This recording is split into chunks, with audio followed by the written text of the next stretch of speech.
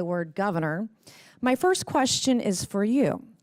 Did you know the Nazis killed 6 million Jews during the Holocaust? It's a yes or no question. Did you know the Nazis killed 6 million Jews during the Holocaust? Pushing my button down. Okay. Yes, I believe that's historic. Okay, would you agree the Holocaust is the most horrific atrocity in human history? Yes or no? I think the Holocaust ranks amongst them, yes. Did you know the Nazi Gestapo imprisoned, tortured, and murdered Jews by the hundreds of thousands and committed genocide against the Jews? Did you know that? I do know they operated as secret. Did you know ICE has done none of that? Yes or no? Operated as a secret police force? No, that's not the question. Did you know that ICE has not committed genocide against anyone? Yes, I do know that. Okay. Do you apologize for your disgusting comparison of ICE to the Gestapo, who killed hundreds of thousands of Jews during the Holocaust? As a history teacher, Yes or no is the question. a historical You're a comparison. governor. You understand what the question is. It's yes or no.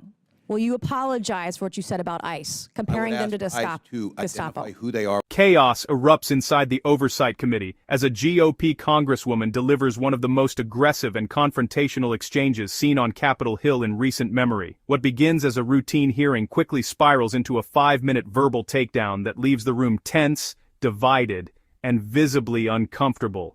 The congresswoman wastes no time accusing Governor Tim Walz of shielding criminals, undermining federal law enforcement, and fueling chaos during moments of national crisis. Her tone is sharp, her questions relentless, and her strategy clear: force yes or no answers and expose what she frames as dangerous ideological contradictions. As the governor struggles to respond, interruptions mount, tempers flare, and the hearing transforms into a political spectacle that instantly ignites social media. This moment is not just a clash of personalities, it is a collision of worldviews, power, and political accountability. And by the end, one question dominates the conversation. Did this exchange permanently damage Governor Walz's national image? Chairman, welcome to the unofficial 2028 Democrat presidential primary right here on stage at the Oversight Committee. Governor Newsom must be seething. The three of you beat him to the stage, but he's a little busy right now defending illegals and defending Antifa, torching what is left of Los Angeles. Governor Walz knows the playbook. In 2020, he rolled out the red carpet for anarchists while Minnesotans watched their neighborhoods burn.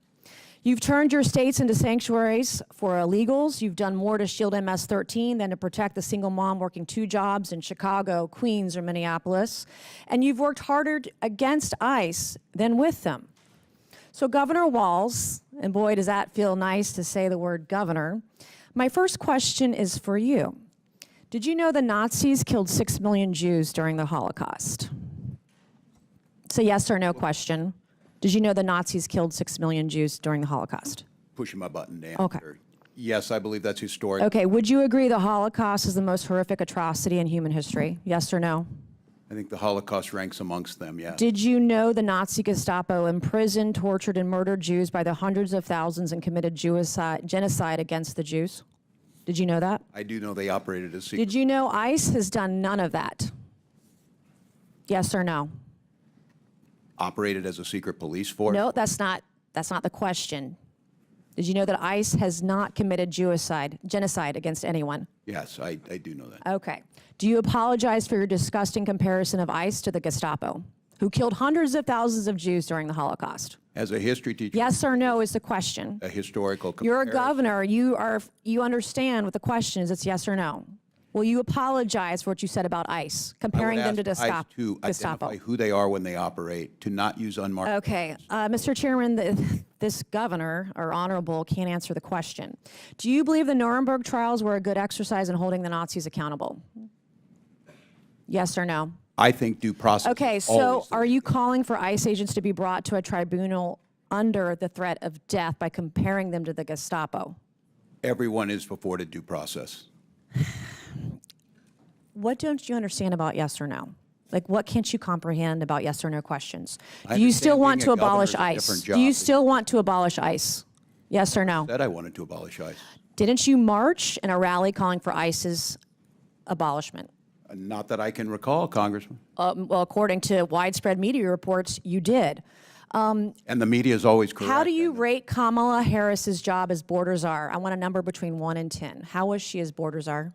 I wouldn't have a way to measure that. I was not in the administration. Weren't you her running mate for vice president?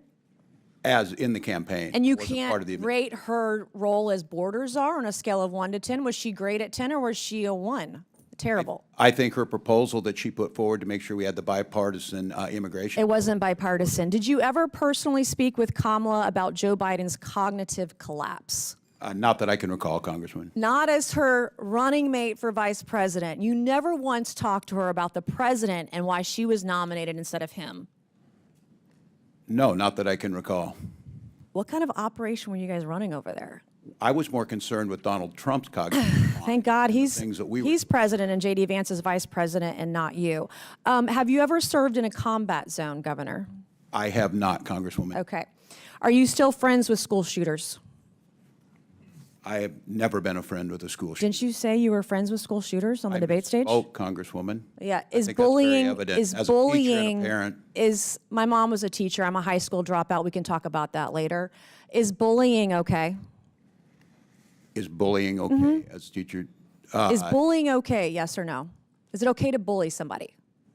I think yes there's or a no? time to push back at a bully. So yes, I do think there's a time. So you think it's okay to bully others? I think it's okay to bully the bully at times. Well, you're showing that the Democrat Party is the party of violence. Were you at Tiananmen Square? Have I been to Tiananmen Square? I have. Were you at Tiananmen Square? I have been at Tiananmen Square. When were you there? Oh, as I recall, January of 1990. Okay. What is a woman?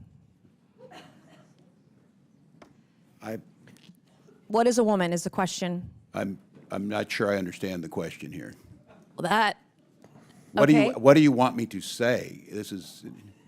I want you to say that a woman like me is an adult human female, that men can't become women. You guys are the party of violence, and you're the party erasing women. You don't respect us. You're a bigot. You're a misogynist. You're a sexist. Mr. Chairman, I yield back. Congresswoman. Good lady, thank- yield back. Mr. She Chairman, I would recognizes ask Mr. unanimous Ocasio-Cortez. consent. In the end, Representative Mace demonstrated exactly why firm oversight still matters in a system that too often rewards evasion over accountability. She refused to allow vague answers, rhetorical detours, or political spin to replace clarity and responsibility. Her insistence on yes or no questions was not about theatrics, it was about forcing transparency from someone entrusted with power. While critics may label her approach as aggressive, supporters see it as necessary in an era where public officials rarely face direct consequences. Mace spoke for citizens who feel ignored, talked over, and dismissed by political elites. She centered law enforcement officers who risk their lives daily and pushed back against reckless historical comparisons that trivialize real atrocities. Her line of questioning exposed contradictions that polite dialogue often allows to go unchecked. Rather than protecting political comfort, she prioritized truth, order, and moral clarity. The exchange highlighted her willingness to stand alone if necessary, even when the room grew tense. Mace did not retreat when answers became uncomfortable, she pressed harder. That resolve is precisely what many voters say they want from their representatives. She framed the debate around real-world impact, not ideological abstraction. By the end of the hearing, it was clear she had controlled the moment, the narrative, and the public's attention. Whether one agrees with her politics or not, her command of the exchange was undeniable. In a political climate hungry for conviction, Representative Mace delivered it without apology.